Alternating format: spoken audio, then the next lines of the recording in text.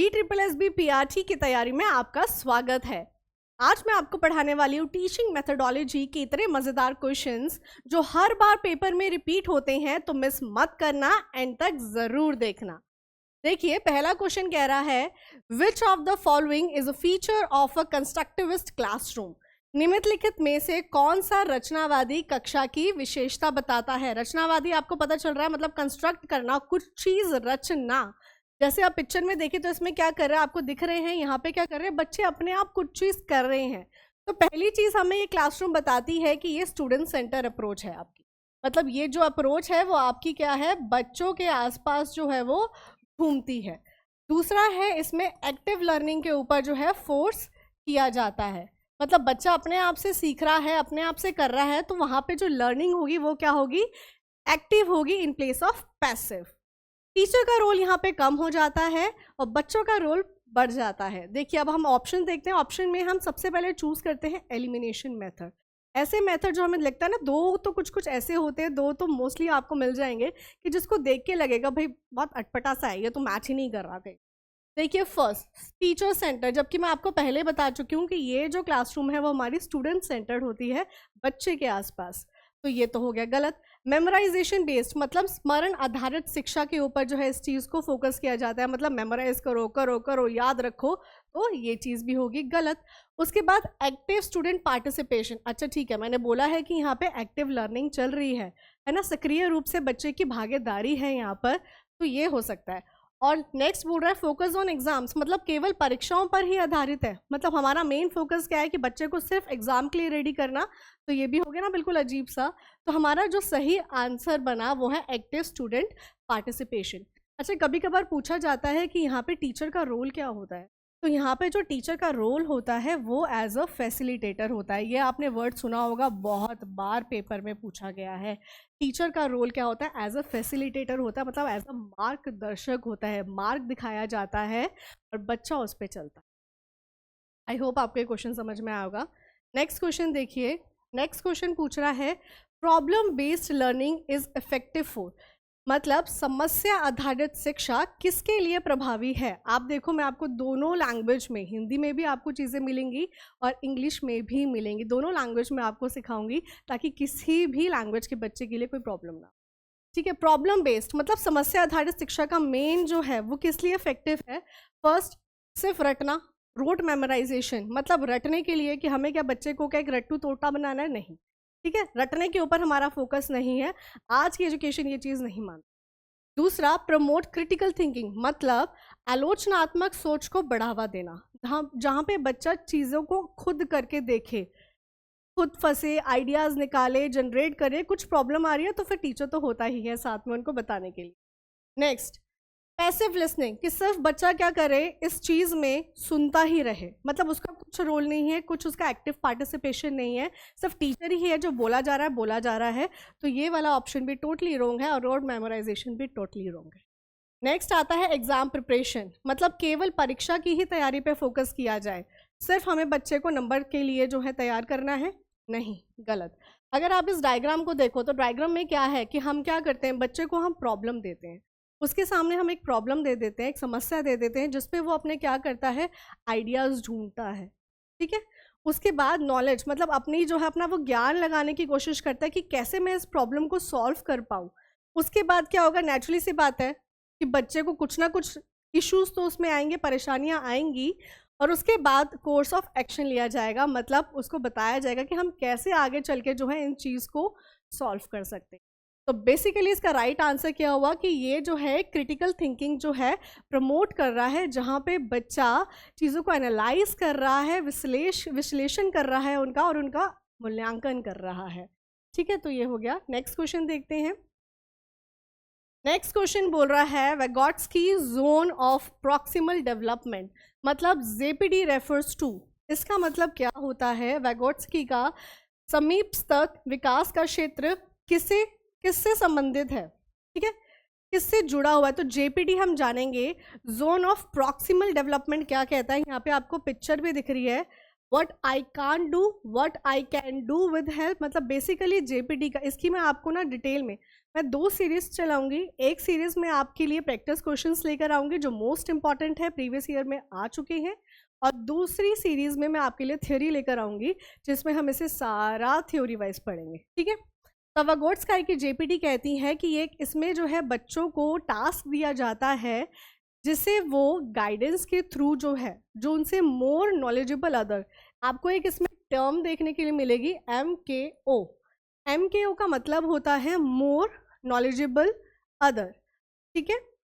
तो मतलब इसमें बच्चा जो है टास्क जो है वो किसी की हेल्प लेके, जो उससे थोड़ा सा ज़्यादा समझदार है, ठीक है, चाहे वो टीचर भी हो सकता है या उसका कोई पीयर भी हो सकता है, उसका कोई ऐसा दोस्त भी हो सकता है जिसकी नॉलेज उससे थोड़ी ज़्यादा है, तो वो उससे हेल्प लेके अपने टास्क को कंप्लीट करता है। मतलब अ task a student can do alone, क्या बच्चा अकेला टास्क करता है इसमें? नहीं। अ task a student can not do even with help, मतलब एक ऐसा टास्क है जहाँ पे बच्चा दूसरों की हेल्प से भी नहीं सीखता, तो ये भी नहीं है, क्योंकि मैंने यहाँ पे बताया है कि बच्चा दूसरों की हेल्प से उस चीज़ को करता है, तो ये भी नहीं हो गया। Task a student can do with guidance, yes, कि जहाँ पे बच्चा जो है टास्क को गाइडेंस के थ्रू कर सकता है, और टास्क अनरिलेटेड टू लर्निंग, ये भी नहीं है, ठीक है। अब आप यहाँ पे देखो, यहाँ पे आपको मिल रहा है व्हाट आई कैन डू, मैं क्या कर सकता हूँ, what I can do with help, मैं मदद से क्या कर सकता हूँ, and what I can't do, या क्या मैं नहीं कर सकता हूँ। तो ये जो आपको पर्पल वाला पोर्शन दिख रहा है ना, this is called a zone of proximal development. इसी को हम जोन ऑफ प्रॉक्सिमल डेवलपमेंट कहते हैं। मोस्ट इंपॉर्टेंट क्वेश्चन है, MKO की फुल फॉर्म भी पूछी जाती है, और आपसे ये क्वेश्चन जेपीटी के बारे में भी ज़रूर पूछा जाता है। नेक्स्ट क्वेश्चन देखिए, इंक्लूसिव एजुकेशन, मोस्ट इंपॉर्टेंट, मैं आपको बता रही हूँ, सारे क्वेश्चन चुन चुन के लेकर आई हूँ। इंक्लूसिव एजुकेशन का क्या मतलब होता है, मतलब समावेशी शिक्षा का मुख्य उद्देश्य क्या है, ठीक है। फर्स्ट होता है, अगर आप यहाँ पे देखो, इस पिक्चर में आप अगर ध्यान से देखो तो कुछ ना कुछ आपको जो है ना डिफरेंस दिख रहा है, ठीक है। यहाँ पे कुछ बच्चे जो हैं आपको नॉर्मल, और कुछ आपको दिख रहा है कि ये देखो यहाँ पे व्हील चेयर पे बच्चा बैठा है, मतलब ये डिसेबल्ड कैटेगरी में बच्चा है, जहाँ पर क्या है, सब बच्चों को एक साथ पढ़ाया जा रहा है, किसी प्रकार की कोई भी भेदभाव नहीं किया जा रहा है कि भाई ये डिसेबल्ड है, ऐसे हम अपने रूम में नहीं रखेंगे क्योंकि हम इसे नहीं पढ़ा सकते, ऐसा कुछ नहीं है। तो यही कहना है हमारा इंक्लूसिव एजुकेशन का, जहाँ पे हर बच्चे को इक्वल अपॉर्चुनिटीज़ मिलनी चाहिए, किसी भी प्रकार का डिसेबिलिटी की वजह से उनके साथ कोई भेदभाव नहीं होना चाहिए, ठीक है। फर्स्ट आता है सेग्रीगेट स्टूडेंट्स विद डिसेबिलिटीज़, मतलब दिव्यांग छात्रों को अलग करना चाहिए, ठीक है, अलग ही कर दो उनको नॉर्मल एनवायरनमेंट प्रोवाइड करने की जरूरत है, मतलब उनको अलग से आप ट्रीट करो, तो ये हो गया गलत। जबकि मैंने कहा था कि मतलब सबको एक साथ लेकर आना हमारा इंक्लूसिव एजुकेशन बोलता है। नेक्स्ट आता है provide equal opportunities to all student, yes, आगे भी देख लेते हैं। फोकस ओनली ऑन एकेडमिक्स, मतलब केवल सिर्फ पढ़ाई पे ही, मतलब एक्स्ट्रा करिकुलर एक्टिविटीज नहीं, कुछ नहीं, सिर्फ उसी चीज़ पे फोकस करना, नो। लिमिट सोशल इंटरेक्शन, मतलब सामाजिक संपर्क को सीमित कर देता है, ये हमारा जो भी हम सोशली बच्चों से, मतलब एक दूसरे से जो हम इंटरेक्ट करते हैं उस पे ये रोक लगा देता है, उसको सीमित कर देता है कि आप इससे ज़्यादा आगे बाउंड्री पे नहीं बढ़ सकते हो, तो ये भी हमारी इंक्लूसिव एजुकेशन नहीं है। तो इंक्लूसिव एजुकेशन का जो सही आंसर है वो क्या हो गया, provide equal opportunities to all students, ठीक है, हर किसी को इक्वल अपॉर्चुनिटीज प्रोवाइड करना। Next question, which method assesses high order thinking skills, ठीक है, कौन सा मेथड जो है उच्च स्तरीय सोच कौशल का मूल्यांकन सबसे अच्छे तरीके से हम कौन सी विधि के द्वारा कर सकते हैं, कौन से मेथड के थ्रू हम जान सकते हैं बच्चों की हाई ऑर्डर थिंकिंग स्किल्स को। सबसे आता है MCQ बेस्ड, ठीक है, आपको पता है MCQ, ये भी आप MCQ बेस्ड ही कर रहे हैं, ठीक है। तो नहीं, इस वाले से तो हम नहीं बच्चों के हाई ऑर्डर थिंकिंग स्किल्स को जान पाते हैं। कभी कभार आप देखते हो ना बच्चा क्या करता है इसमें, हाँ ये हो गया नहीं हुआ तो तुक्का लगा देता है बस। दूसरा ट्रू फॉल्स, नहीं। नेक्स्ट आता है एसे एंड प्रोजेक्ट वर्क, ठीक है, यानी कि निबंध और परियोजना कार्य हो गया। और दूसरा आ जाता है फिल इन द ब्लैंक्स, मतलब फिलअप्स, रिक्त स्थान पूर्ति।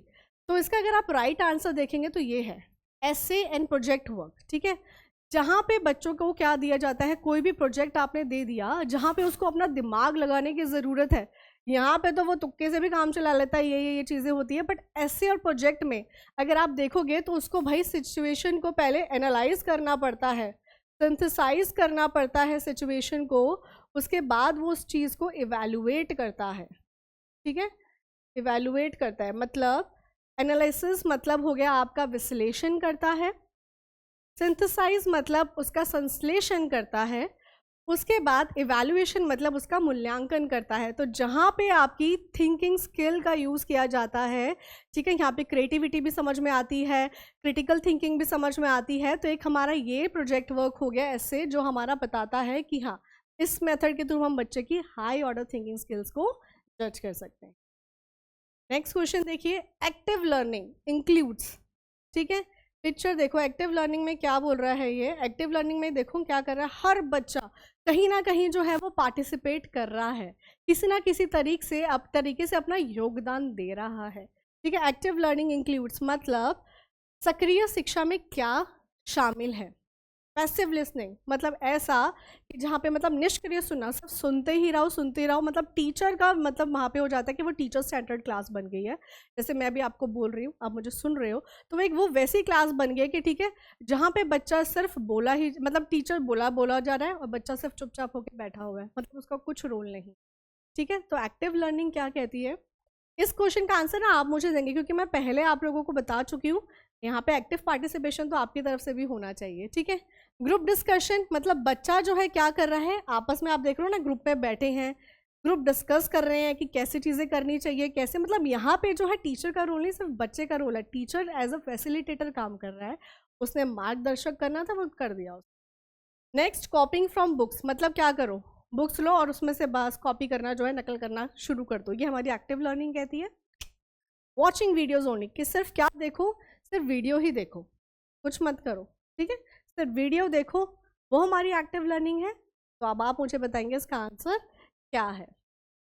नेक्स्ट क्वेश्चन देखिए, पियाजे theory is mainly related to, most important भाई, पियाजे के इससे तो कोई ना कोई क्वेश्चन में अगर मैं बोलूँ टपक जाता है, ठीक है। इसका डिटेल मैं आप लोगों को बताऊंगी कि पियाजे की थ्योरी मेनली रिलेटेड क्या है। अब आप इसको देख के बता देते हो कि बेसिकली वो थिंकिंग के ऊपर जो है पियाजे की थ्योरी जो है हमारी रिलेट करती है, जिसमें आपने सुना होगा सेंसरी मोटर आ जाते हैं, आपके प्री ऑपरेशनल आ जाते हैं, कॉन्क्रीट ऑपरेशनल स्टेज आती है और एक आपकी फॉर्मल ऑपरेशनल स्टेज आती है, राइट। ये 4 स्टेजेस मेन होते हैं और 4 स्टेजेस में से भी क्वेश्चन पूछे जाते हैं। तो बेसिकली इसमें क्या पूछ रहा है, पियाजे का सिद्धांत मुख्य रूप से किससे संबंधित है, किससे जुड़ा हुआ है, मोरल डेवलपमेंट से यानी कि नैतिक विकास से। पियाजे का जो मैंने आपको बताया ना, यहाँ से जुड़ा हुआ है।